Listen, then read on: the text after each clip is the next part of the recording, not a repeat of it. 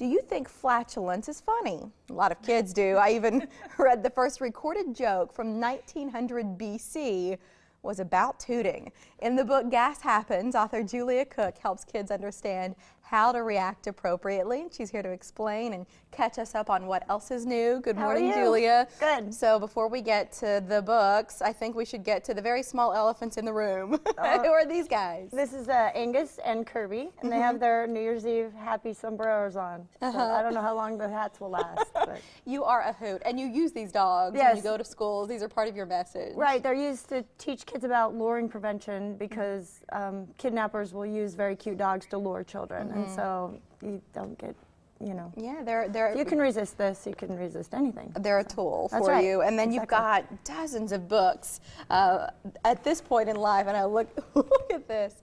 One of the new books, Gas Happens. Why did you want to write it? Well, originally they said you can't write a book on gas happens because that is not a social skill. That is a bodily function. And I said, yes, but how you deal with that is a social skill. And right in the middle of, you know, a class, or, you know, if a kid lets one off, then the whole class, you lose the whole class. Right, they just giggle. That's right. Yeah, so how should parents advise their kids to react? Well, first of all, you have to tell kids why they have gas, and bubbles need to come out of their bodies, and they'll come out either one or two ways. And then you just tell them to, you know, turn your head, breathe in, breathe out, smile, and move on. And that's kind of the recipe of what to do. The long and short of it. Yeah. You also have a book out now about test anxiety, which a lot of kids experience. Such a huge thing. There's the Dynamic Dozen in the Anti-Test Anxiety Society, and Bertha Billingsworth struggles with test anxiety. She thinks test stands for terrible every single time, and then she finds out it can stand for terrific every single time.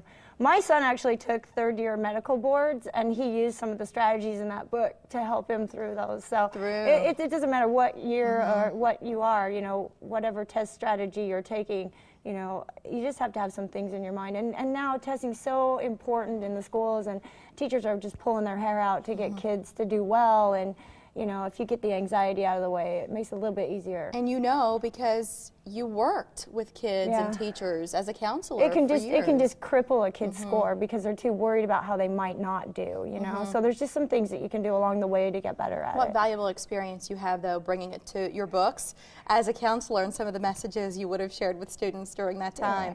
The next book over is about picking a career, but at what age should kids start to think about it, and what goes into it? Forbes came up with a list of the top 10 things that employers look for when they're hiring people. And these are lifelong skills that 90% of the things on that list are lifelong skills that kids need to start learning when they're 3, 4, 5, 8, 10. And so that book presents the big list of everything you need to do well at whatever career you choose. I know a lot of adults, Julia, who lack social filters, right? It's that whole think before you speak. Oh, yes, so we all struggle with that. What is this one about for kids? I can't believe you said that. I can't believe you said that. And in your brain, you have two bubbles full of words. There's your thinking bubble and your talking bubble. And in fact, it's illustrated beautifully here. And so the words inside your thinking bubble are private and only for you. And the words that come out of your talking bubble are for everyone to hear. But your words have to pass through your social filter before they can come out of your talking bubble. And sometimes people forget to turn on their social filters, and they say things that they can't take back and inappropriate things. And it's just kind of a concrete visual that gets kids to think about that. It looks like a furnace filter. Yeah. Right? But kids get it at that point. The kid says, how come, the kid asks his grandma, how come your skin looks like a Dalmatian? Because the grandma has spots all over her skin, you know. That's nice. And when's that baby going to be born? Right. You know, well, how come you're getting so fat if you don't have it? You know, just he says really appropriate things, and then he figures out how not to do it and spare grandma's feelings. That's right. What are your next books going to be about? We have one on lying called Lying Up a Storm. And I don't know, we'll have to wait and see. How many now? How many? 72. Oh gosh, I was going to guess 50. I would have been way off.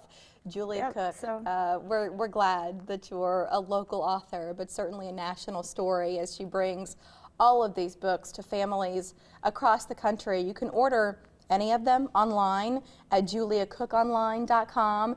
In fact, she brought us a special offer just for you, our Morning Blend viewers, so you can receive free shipping and handling. Just mention the show when you order. Julia, thank you. And thank you. Happy New Year to you and the entire family. Thank you so much. We appreciate it. still ahead, why upcoming tax refunds might not be as sizable as you're used to. First, what's new in wearable technology that looks more like jewelry than anything else, and I know you love jewelry. I know. Yeah.